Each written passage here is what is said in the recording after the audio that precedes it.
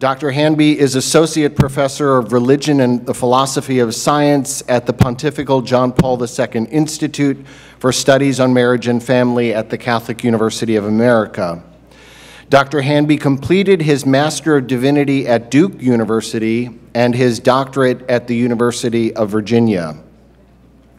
He authored No God, No Science, Theology, Cosmology, Biology, which reassesses the relationship between the doctrine of creation, Darwinian evolutionary biology, and science more generally.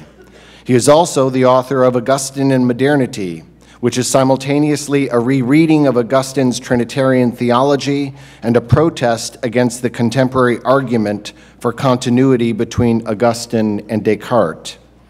Dr. Hanby has contributed chapters to a number of volumes and is also the author of several articles appearing in Communio, Modern Theology, Pro Ecclesia, and Theology Today.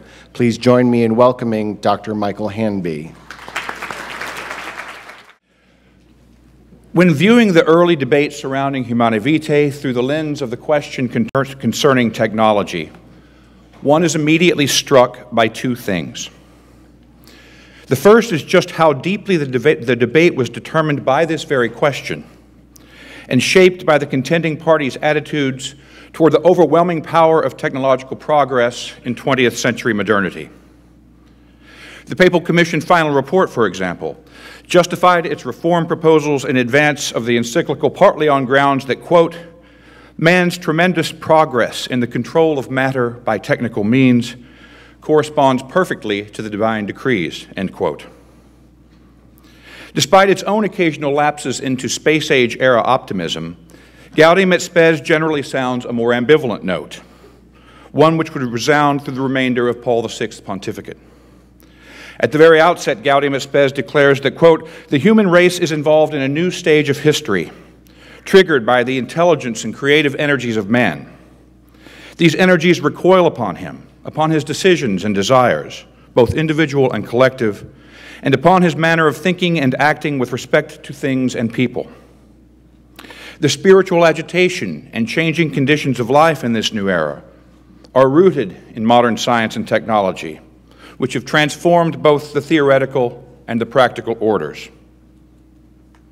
Humanae Vitae, too, would later echo this ambivalence, citing man's astonishing technical conquest of nature as the occasion for a deepened reflection on the traditional teaching. Indeed, the most remarkable of all these revolutionary developments, Paul VI writes, is to be seen in man's stupendous progress in the domination and rational organization of the forces of nature, to the point that he is endeavoring to extend his control over every aspect of his own life, over his body, over his mind and emotions, over his social life, and even over the laws that regulate the transmission of life. Yet, despite the Council's intent to discern the signs of the times, and the Church's supposedly newfound willingness to learn from the world, the early debate exhibits a striking lack of historical consciousness and a stunning failure to learn the lessons of the early 20th century, which were mostly forgotten between the discovery of the concentration camps and the discovery of the double helix. This is the second thing one notices. Though modern man's technical dominion was the acknowledged occasion for this new reflection, the debate shows little interest in the meaning of this dominion or what is truly novel in it. The disputants show no interest in the difference between modern technology and ancient techne. Little thought was given to technology as a social system or as a regime of necessity. There was no attempt to situate the advent of the contraceptive pill within a larger scientific and social history, nor any real analysis of the massive social and economic transformations that impelled great masses of people toward contraception in the first place. Gaudium et Spes had marveled that technology is now transforming the face of the earth. Yet the early debate exhibits little awareness of how technology had already changed us, transforming our way of life and our most basic notions of being, nature, reason, and truth.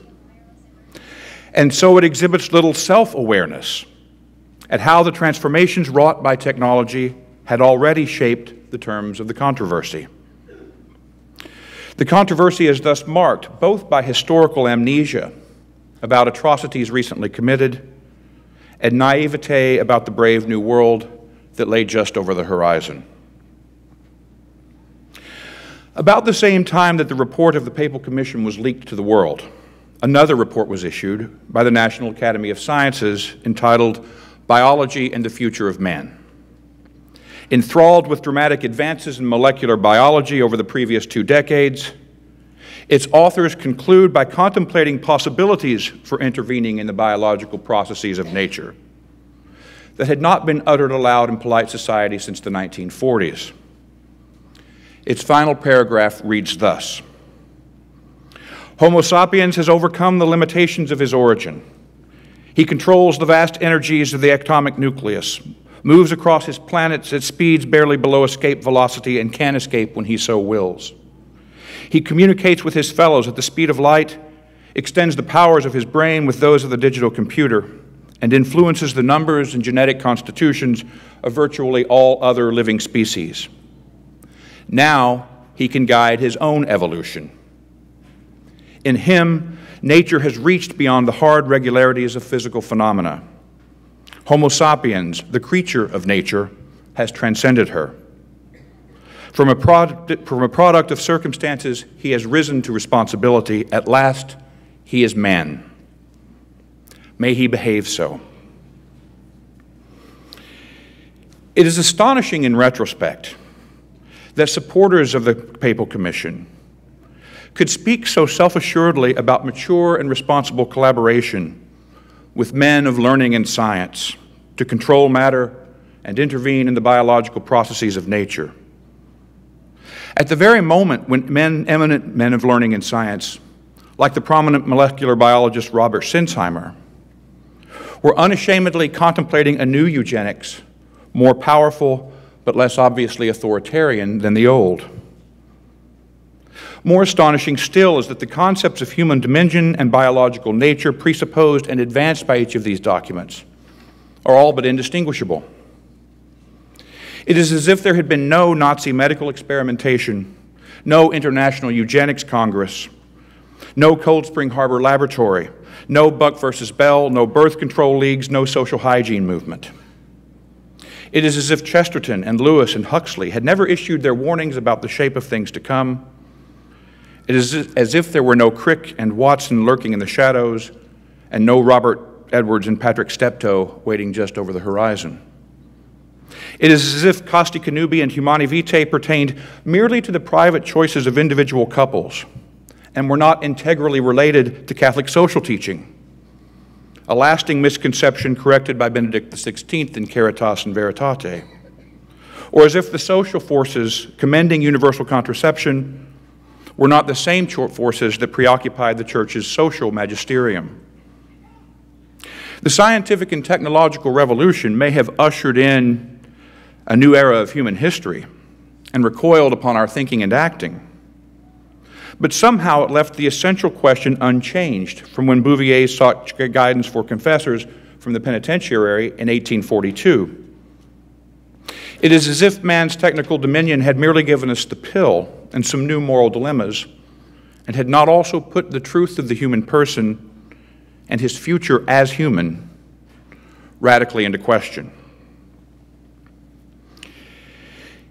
In his magisterial, albeit tendentious volume on contraception, John Noonan traces how the Church's teaching from the high water mark of scholasticism to the promulgation of Casti Connubii in 1930 developed principally through the manuals and the penitentiary and in response to a pastoral emergency: the widespread adoption of contraceptive methods by European Catholics in the 19th and early 20th century. Perhaps then, contraception was destined to come down to us principally as a question of moral and pastoral theology. Are all contraceptive acts intrinsically evil? And how should pastors and confessors counsel those of their flocks whom they suspect to be taking recourse to them? This history presumably forms the backdrop of Pope Francis's demand that the confessional not become a torture chamber, which hardly seems to describe contemporary confessional practice in most of the world. And if, as rumored, the ideal of Humanae Vitae 12 is to be transformed from an ontological reality into a lofty aspiration and subordinated to a principle of discernment, it will be because the issue has been conceived in these moral and pastoral terms. Of course, the answers given to these questions in Humanae Vitae and the subsequent magisterium are indispensable to the humanity of the human person and the preservation of his reason and freedom. Nevertheless, the questions themselves do not exhaust all that is at stake in upholding this teaching. In the name of pastoral encounter, we are encouraged these days to set aside abstract truths and to look with compassion on the concrete realities of life. A salutary directive, but what does it mean? After all, Pope Francis teaches that everything is interconnected. So it seems an oddly abstract notion of concreteness that would isolate the moral decisions of couples from their actual historical conditions properly understood, the social and ideological conditions that produce their specific choices, give them their meaning, and make their choosing compulsory. Separating moral questions from their ontological and anthropological bases results then in a kind of ahistorical presentism and an abstract and atomic empiricism for which the only data are finally the couple's punctiliar self-understanding. Such abstract concreteness is finally just another species of moralism. Though a moralism of the left, parading about in pastoral guise, seems to be ascendant today, a moralism of the right would be no less impotent in grasping our historical moment. Both fail or willfully refuse to see and think about the interconnections between these pastoral situations and the dominant socio-political forces of our time. They abstract those situations from the history which produced them. In this case, abstracting the sexual revolution from the technological revolution of which it is the supreme expression. The sexual revolution is then reduced merely to a progressive evolution of sexual morality instead of what it truly is, a revolution in fundamental ontology and our archetypal self-understanding, and an interminable war against the human person as a creature of God, that is to say, as human. We thus treat concrete situations abstractly when we reduce them to so many atomic moral decisions, and we fail to grasp the full depth of this new area of magisterial teaching inaugurated with this encyclical, or the dangers in compromising it. 50 years on, those dangers should be still more obvious. Every social ill prophesied by Humanae Vitae has come to pass, and some which the encyclical did not foresee. We are witnessing in our time not only the abolition of man, but of woman also. The technological disassembly of the one act of conjugal love into discrete unitive and procreative dimensions has now made it possible to manufacture children for whom the once natural question, "Who is my mother?" has no obvious natural answer. If the predictions of Stanford's Henry Greeley are correct, it will soon be possible to manufacture children descended from no adults who have ever lived, but from embryos created for the purpose of harvesting their gametes. Contraception, abortion, same-sex marriage, artificial reproduction, surrogacy, genetic screening, germline manipulation, defective research embryos, human-animal hybrids, gender theory, gender reassignment, these each belong to different and perhaps novel moral species, and careful discernment is undoubtedly needed to determine which. But they spring from the same ontological and anthropological root and perpetuate the same ontological and anthropological lie. And they are not just the discrete moral acts of individuals and couples. Increasingly, they are mutually reinforcing elements of a complex adaptive social system, an evolving biotechnocracy, if you will, whose dynamic exigencies determine what it now means for us to think and govern us more deeply and comprehensively than the rule of law. This system is technological in at least two senses. Mundanely, the technological conquest of human biology is the practical precondition for all of these phenomena. Same-sex marriage would have remained permanently unimaginable without the possibility of giving same-sex couples children by technological means, a requirement for so-called marriage equality. We could never have imagined that a man might really be a woman if we did not also imagine that it were technologically possible for us to transform him into one. But these phenomena also suggest more deeply that technology has entered into the heart of our fundamental ontology and our very self-understanding, into the way we conceive of nature, knowledge, truth, and ourselves. There is a strong and almost irresistible tendency in the human mind, writes Hans Jonas, to interpret human functions in terms of the artifacts that take their place and artifacts in terms of the replaced human functions. If technology is the ontology of modernity, as George Grant once said, then a merely moral critique of the uses of technology will not suffice, because the instrumental understanding of technology which it presupposes, and which regards technology merely as a collection of neutral tools external to us, does not really apprehend what technology has become for us.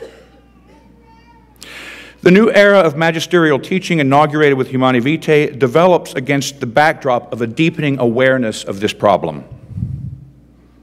Paul VI worried that the opening which the 1960s seemed to offer to Christian transcendence might in reality be, quote, the more accentuated sliding towards a new positivism, universalized technology as the dominant form of activity, as the overwhelming pattern of existence, even as a language, without the question of its meaning really being asked, end quote. John Paul II observed in Redemptor Hominis 15 that the man of today seems ever more to be under threat from what he produces. And this, the Pope says, seems to make up the main chapter of the drama of present-day human existence in its broadest and universal dimension. Benedict XVI explains that technology is never merely technology. Because technology has its origins in raison d'etre in man's subjective element, it threatens to become an ideological power, confining us within an a priori that holds us back from encountering being and truth. Were that to happen, he warns, we would all know, evaluate, and make decisions about our life situations from within a technocratic cultural perspective to which we would belong structurally, without ever being able to discover a meaning not of our own making. Pope Francis seems convinced that this confinement has already come to pass, at least judging from Laudato Si. He laments, quote, the way that humanity has taken up technology and its development according to an undifferentiated and one-dimensional paradigm that exalts the concept of a subject who approaches and gains control over an external object, and who makes every effort to establish the scientific and experimental method, which in itself is already a technique of possession, mastery, and control, end quote. Francis follows Guardini in calling this the technocratic paradigm, which sees nature as an insensate order, as a cold body of facts, as a mere given, as an object of utility, as raw material to be hammered into a useful shape. So powerful is this paradigm that the idea of promoting a different cultural paradigm and employing technology as a mere instrument is nowadays inconceivable. The technocratic paradigm has become so dominant that it would be difficult to do without its resources and even more difficult to utilize them without being dominated by their internal logic, end quote. St. Augustine and the ancients recognized the tragic irony that those who lust for domination end up dominated by it. Hans Jonas helps us better to understand how this irony characterizes our technical dominion, where our servants tend inevitably to become our masters. Control, he explains, by making ever more things available for more kinds of uses, enmeshes the user's life in ever more dependencies on external objects. There is no other way of exercising the power than by making oneself available to the use of things as they become available. Tasks for theory are set by the practical results of its preceding use, their solutions to be turned to use, and so on. As these products and their exigencies succeed each other and accumulate, Jonas says, quote, the situation for later subjects and their choices of action will be progressively different from that of the initial agent, and evermore the fated product of what was done before. To glimpse the power of this fate over our thought and action, one need only look at any of 1,000 bioethical dilemmas where indeed the tasks for theory are set by the practical results of its preceding use. The need to identify and isolate an analytically discrete moment of conception, accurate to the fraction of a second from a continuum of events that begins with the conjugal embrace of man and woman and concludes with the birth of a child, would not commend itself to us so urgently were it not for our ability to analyze and manipulate the various stages of that process. Likewise, the need to define death and identify it within an instant of its occurring would not be so urgent but for our ability to prolong life artificially and to harvest organs, and if extraordinary measures did not incur extraordinary costs. This mysterium tremendum need not yield to our methods of analysis, but technical reason has robbed us of every other form of rationality, and besides, we need a knowledge we can do something with. And so the conditions for thinking speculatively about the truth of human nature are dictated by the practical and moral emergencies generated by our technology. We can perhaps see better why Jonas considers this a fate if we apply this line of analysis to human moral action. We remain free within certain parameters to choose whether to avail ourselves of the available technological possibilities. But none of us is free from having to choose, from having to take up a stance towards these technologies in the face of powerful but subtle forms of systematic and social coercion that shapes our choices. A woman who wishes to succeed in the workforce will have to choose whether to contracept. But her choices are powerfully framed by the availability of chemical contraceptions as a standard part of the regime of so-called reproductive health, and the market's expectation that she will use them. Such expectations are more coercive than we usually perceive, for they operate internally as well as externally. They redefine the archetypal relationship between every woman and her body, representing that relation as a field of technical possibilities subject to individual choices that in reality are anything but. This representation, it is important to see, defines the collective imaginary in a way that shapes a woman's self-experience prior to her conscious choice. Similarly, an expectant couple is still free to choose whether to submit their developing child to amniocentesis and the expanding regime of genetic analysis, but choose they must. The very necessity of choosing makes the archetypal meaning of the parent-child relationship despotic. And woe to this particular couple if they should get a negative result. The weighted expectations of the entire medical industrial complex are against them in that event.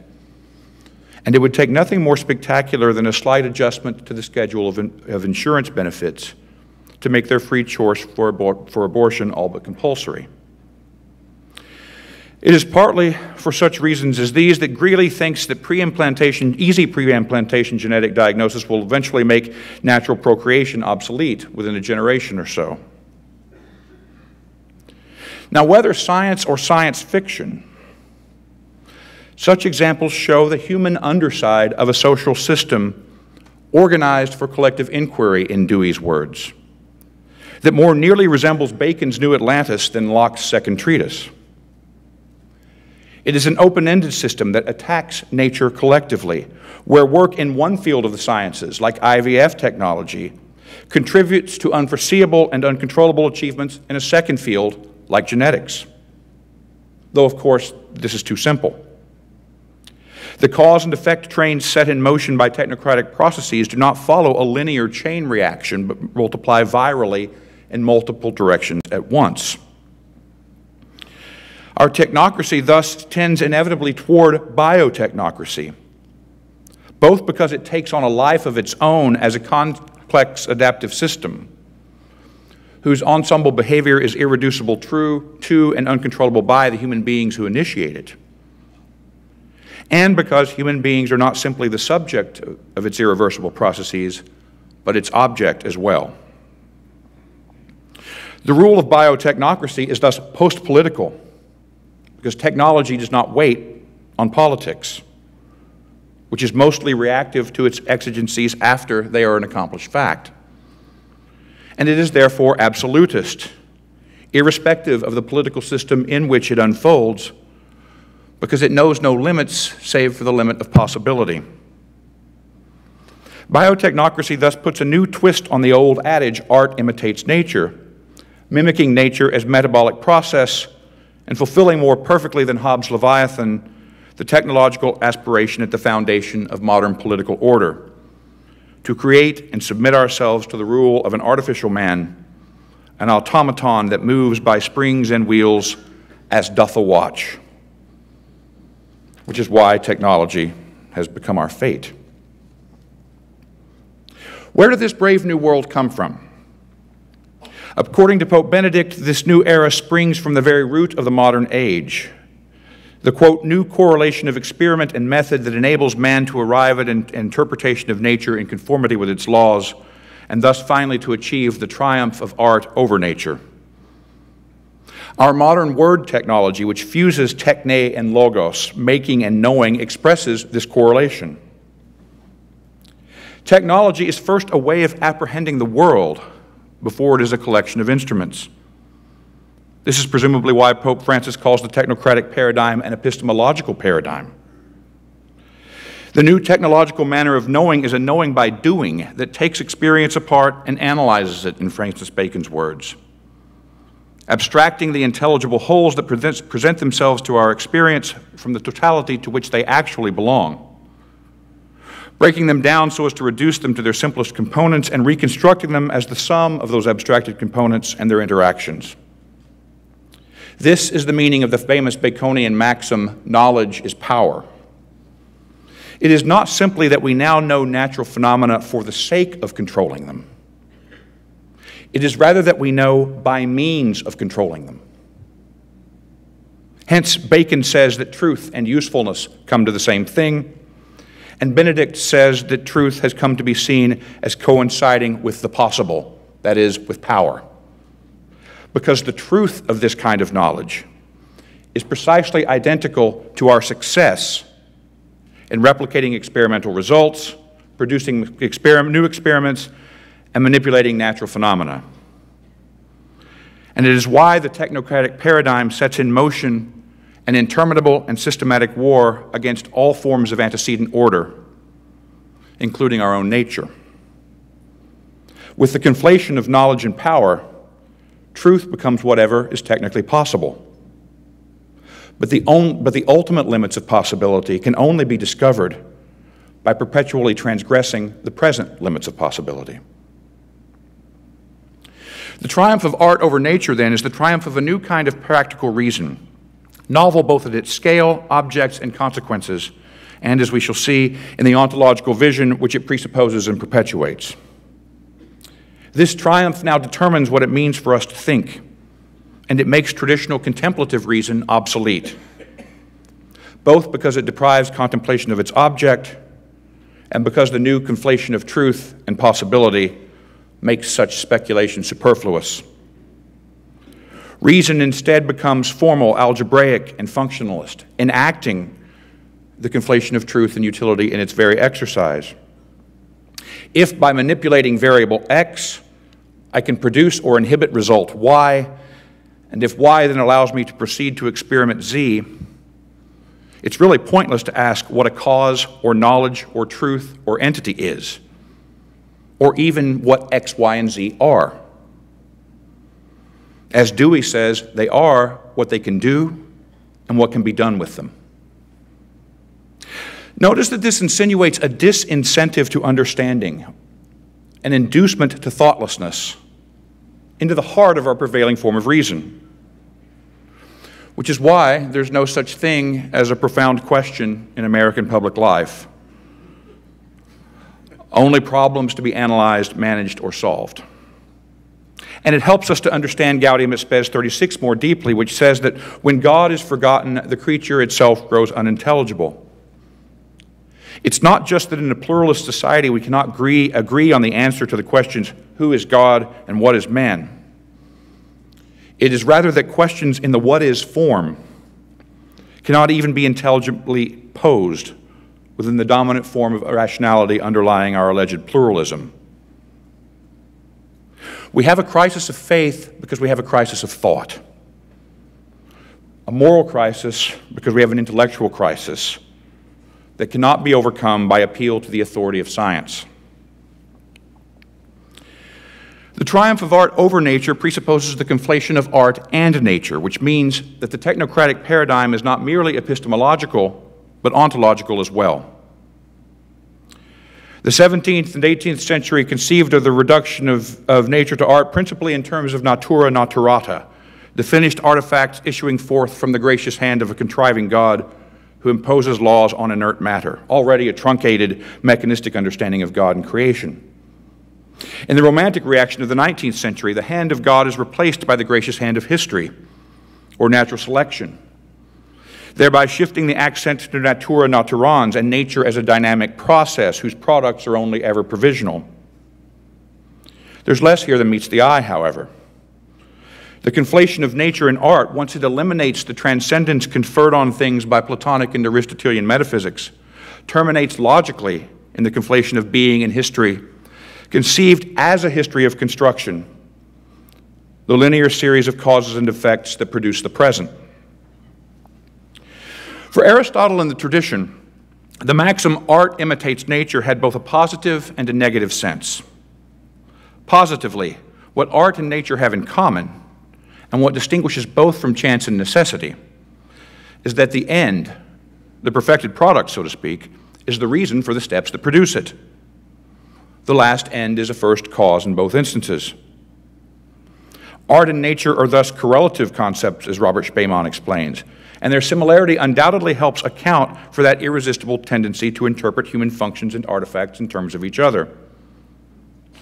But the fact that art is said merely to imitate nature means, negatively speaking, that a thing existing by nature possesses something that an artifact lacks, or better, is something that an artifact is not. From the very beginning, a thing existing by nature has its own reason within it, as the principle and source of its unfolding. It therefore has a unity and an interiority that an artifact lacks. It has, or rather is, its own project, though the shape of this project is given with its being and thus ontologically precedes its temporal development or any free decision on its part. Aristotle and the scholastics call this interior principle substantial form. The form of an artifact, by contrast, does not precede its production except in the mind of its maker, who imposes it from without. Its unity does not precede its development, but rather comes about as the end result of its piece-by-piece assembly. It is therefore not a whole, except in an analogous sense, but a humanly contrived aggregate. And its project is not its own, but its maker's. We are the end of artificial things, says St. Thomas. The distinction between nature and the art is thus ultimately a distinction between two ways of being a thing. The scientific revolution was a revolution against any metaphysics that would place form or mind or logos or meaning at the foundation of reality, and any concept of nature that made wholeness an autonomous cause with respect to its component parts. At the root of this revolution was a new notion of matter liberated from form and conceived as some sort of dimensive and hence measurable quantity, the insensate order of Pope Francis's analysis. The abolition of substantial form effectively eliminated the distinction between ontological and temporal orders, thereby paving the way for the conflation of being and history.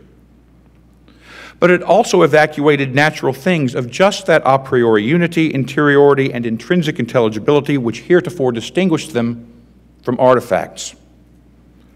qualities that would henceforth be invisible to the eyes of science. Natural things became artificial and therefore plastic, limited in their functions and transformations only by the bounds of the possible which science perpetually transgresses. For according to Francis Bacon, the task and purpose of human power is to generate and superinduce on a given body a new nature or nature within these bounds. As nature becomes a machine, so the knowledge of nature becomes engineering. This way of looking at the world has given us enormous control over nature, or at least the illusion of control, since the systematic processes introduced into the stream of history by our power recoil upon every facet of our lives and elude our control by their very nature as processes. But our alleged control over nature has come at the price of a profound bifurcation insinuated into the heart of nature, and indeed into the very heart of man himself. The original exemplar of this tendency is Descartes' famous dualism of thinking and extending substance, now theoretically denied but practically affirmed in every reductive analysis, as the analyst temporarily exempts himself from his own reduction and retreats to an Archimedean point outside of nature in the moment of his theorizing. But Descartes is simply the first of a seemingly endless series of dualisms to issue from this technological ontology, many of which remain with us to the present day. Dualisms between primary and secondary qualities, nature and nurture, scientific biology and folk biology, replicators and vehicles, DNA software and cellular hardware, between biological and social parenthood, between the sexually differentiated body and its orientation, and most recently, between a merely biological sex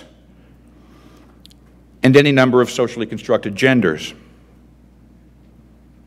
All are made possible by a technological ontology which seemingly makes all things possible except two: the thought of the true Creator God, radically transcendent and therefore radically immanent, who knows and loves the world into being from nothing and endows it with meaning, and the human person is a per se unity of body and soul, corpora et anima unus, who in his very being is both image and participant in this creative knowledge and love. The teaching of Humanae Vitae, enriched and deepened during the pontificate of John Paul II, stands in sharp contrast to the technocratic paradigm in both its objective dimensions as a philosophy of nature, the ontological paradigm, and its subjective dimension as a way of apprehending reality, the epistemological paradigm of which Pope Francis speaks. Against this backdrop, the teaching of Humanae Vitae 12 on the inseparable connection between the unitive and procreative significance of the marriage act appears as a defense of the reality of the human person as a per se unity of body and soul against his ontological bifurcation into merely biological and affective dimensions, and against the absolutization of partial perspectives that accompany this sundering, be they of the biological or psychological, demographic, or sociological orders. Without the full truth about man, says Karol Wojtyła, the full truth, the relevant principles of morality would not be fully founded, and even more would in a certain way be suspended in the air. Yet Wojtyła wondered whether the men of our day are truly prepared to comprehend the teaching that this encyclical contains. And clearly he was right to do so. Ironically, it was a dualist understanding of the body and its subhuman biological laws and rhythms that led early critics to charge the encyclical with biologism. And the same tendency persists today in all who wish to liberate affectivity from the meaning of the sexually differentiated body. Karol Wojtyła was a strong defender of the encyclical's anthropological vision and a sharp critic of the sufficiency of those partial perspectives, even before he became Pope. And these were to be enduring themes of his pontificate. In Love and Responsibility, he wrote, quote, "The expression order of nature cannot be confused nor identified with the expression biological order, as the latter, even though also signifying the order of nature, denotes it only inasmuch as it is accessible for the empirical descriptive methods of natural sciences. But the biological order, as a work of the human mind separating some elements from this order from what really exists, has man as its immediate author. The order of nature, by contrast, constitutes a group of cosmic relations that occur among beings that really exist. It is thus the order of existence, and the whole order present in existence finds its basis in the one who is the unceasing source of this existence, God the Creator.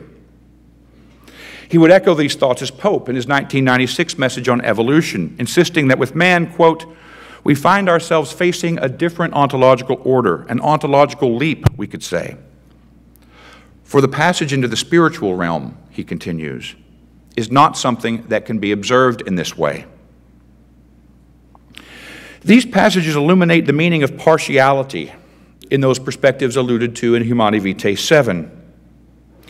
Partial or limited will not just mean incomplete, but abstract, reductive, and superficial, unless they can be integrated into a more comprehensive metaphysical and theological horizon.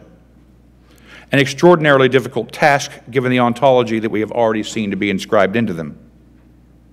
For to admit the spiritual realm is to acknowledge more things in heaven and on earth than are dreamt of in biology, psychology, demography, or sociology. Things, in fact, which cannot be apprehended in these two-dimensional thought forms.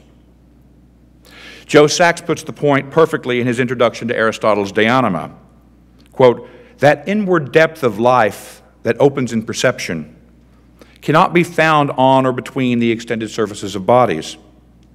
And when we cut bodies open, all we find on their insides are more outsides. And one cannot recover this inward depth simply by adding the spiritual realm to the biological, but only by recognizing that the spiritual is the full truth of the body, of which modern biology is but the selective, technocratically conceived representation. This becomes clear in Wojtyła's 1978 article on the anthropological vision of Humanae Vitae. In it, he contrasts the encyclical's integral vision of man with these partial perspectives, correlating them with a form of reductionism that is all too familiar. He writes, this is particularly important in the present field of which there is such a great tendency to consider everything in the light of definite biological processes. Precisely here is the field of the problematic directed at Humanae Vitae. The vision of man under different partial aspects is the indirect fruit of particular sciences that, in order to know the same object, because of his complexity, use different methods. With these methods, we can surely succeed in reaching a richer knowledge, but indirectly, this leads to the dividing and destruction of what is in itself the supreme unity of man.